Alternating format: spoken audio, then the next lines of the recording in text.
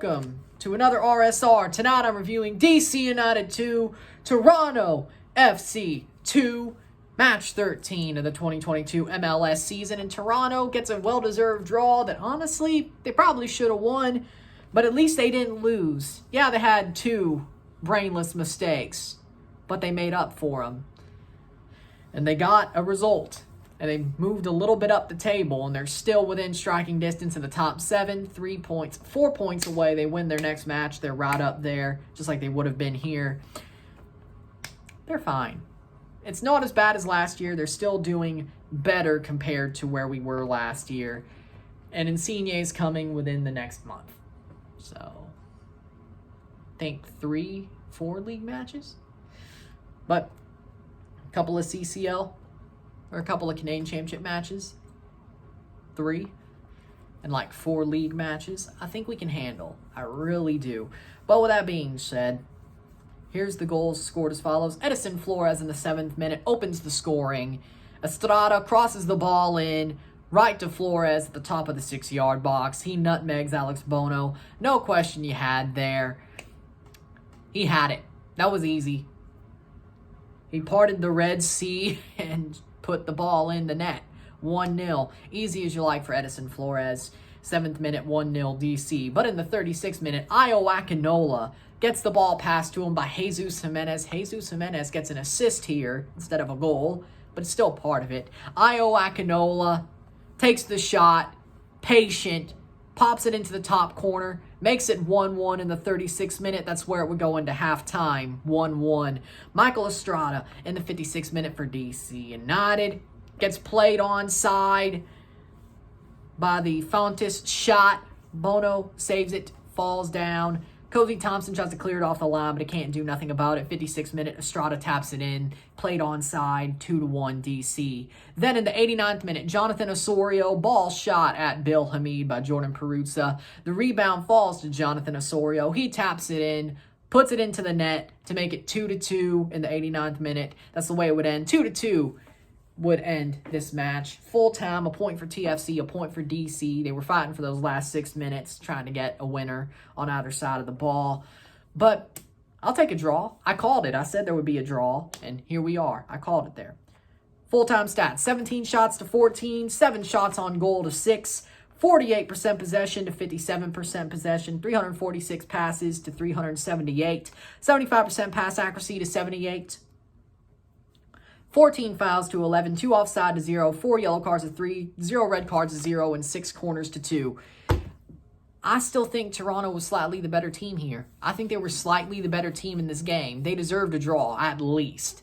They should have won, frankly. If they made one of those mistakes weren't made, they would have won this game. They had a couple of chances also to make it a second goal before they had the second goal. It could have been 3-2. Toronto, I think, slightly were the better team here. They were slightly the better team here, and they deserve more than a draw. But I'll take the draw after the 5-game losing streak. I'll take the draw. I'll take the point.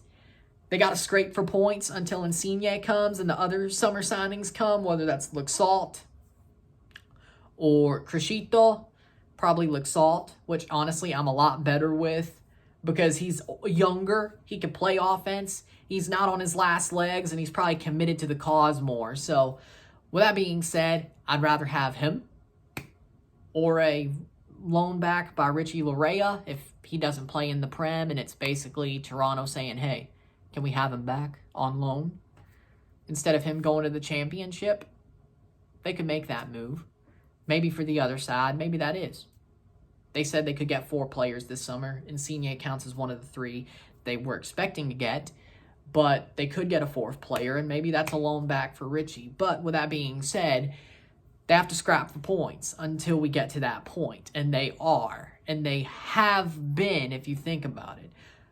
None of the last 5 games have yielded any points until tonight. But if we're being honest, they deserved more than 1 point over the last 6 games. They really have. It's just been mental lapses at the worst times possible. At least here they could fight back from those lapses, and they did fight back from those mental lapses in this match to score those 2 goals. And that shows you that if they can fight back, they will. No Pozuelo, 2 goals. Jimenez facilitating. Peruzza facilitating. Osorio coming back. I think we need him. I really do. Sort of like Mark Delgado last year. We need Osorio. If he's hurt, I don't like that look. But I think we need him. I don't like that look if he's hurt. I like Ralph Prizo, but I don't think Prizo's back to his self that we saw in 2020 and 2021. I think he has to get back there and gain his confidence back, and he just doesn't have it. Io Akinola, on the other hand, came back from a long-term injury, and he looks like his old self.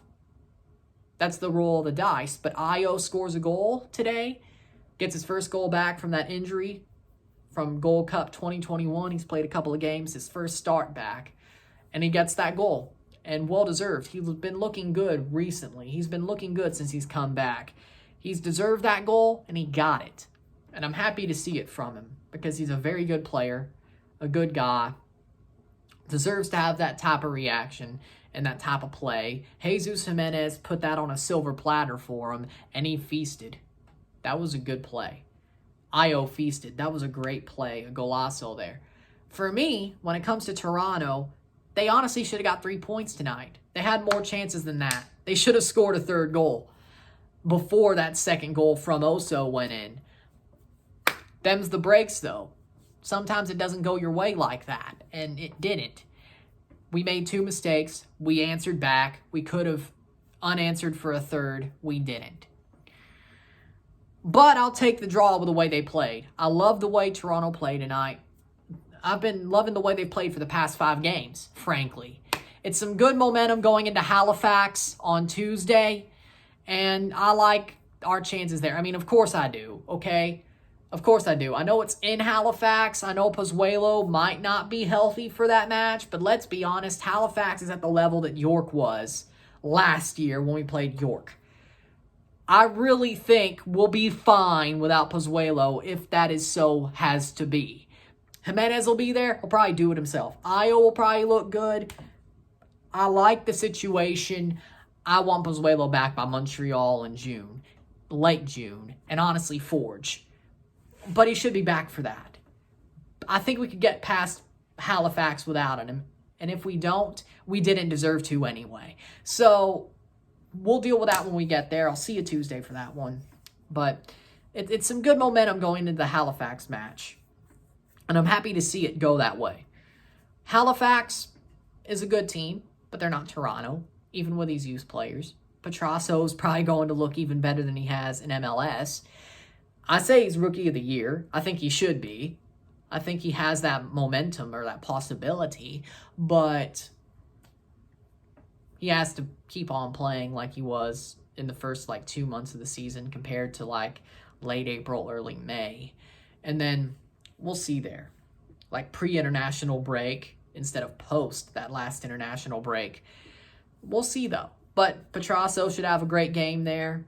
Toronto's looking good. They have the fundamentals down. It's just bad mistakes. But I don't think you pay for mistakes against Halifax like you would a team like DC, New York, Cincy, Vancouver.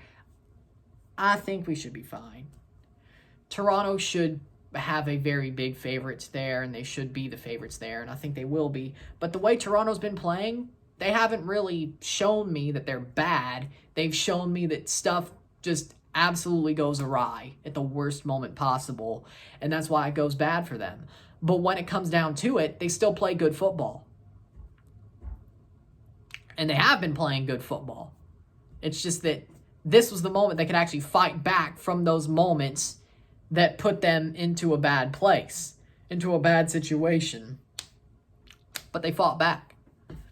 And that's football for you. They fought back from the situation. And I'm proud that they did. DC played a good match as well. A draw was deserved. I think Toronto was slightly the better team, and they honestly should have won, but a draw was deserved. DC had a good match as well under Chad Ashton. They had a good match. Both teams had a very good match, and it was enjoyable.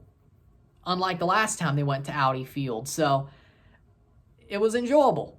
And I'm happy with the performance. I'm happy with the draw. And keep building from there. Halifax, then the Chicago game, and then the Forge game. Keep building from there, all right? That's all I'm asking. So with that being said, man of the match for me, Jonathan Osorio. You could say, what about Estrada on DC? Overall, probably him, but TFC at least got the draw, so I could at least turn my head and say, hey, look at how Oso changed the game. Yeah, I would say Oso. Oso changed the game. We need him in midfield. We know how much he's needed, and I think that's what this showed.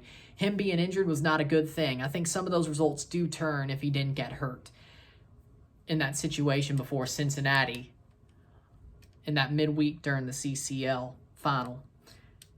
If he didn't get hurt, he'd be playing, or he would have been fine. We would have got some points out of these past couple of games, but he didn't, and we were worse off for it, but he showed how useful he is with this team. So, man of the match, Jonathan Osorio. That's what I think. Thank you for watching. With that being said, thank you for watching this video. Hit that like button, hit that subscribe button, hit that big red bell notification. Once you subscribe, send super chat on the live streams, comment on this video, put this in a playlist, share this with your friends and family. All that be much appreciated. Tomorrow I will see you for a live watch along and review of Pachuca versus Club America Leg 2 in the semifinals of Liga MX Liguilla, Clausura Liguilla 2022. I will see you for that. Let's have some fun with that one, and hopefully Pachuca gets it finished and we don't have another power outage with that one. I don't think we will, though. I'm out. Peace. See you later.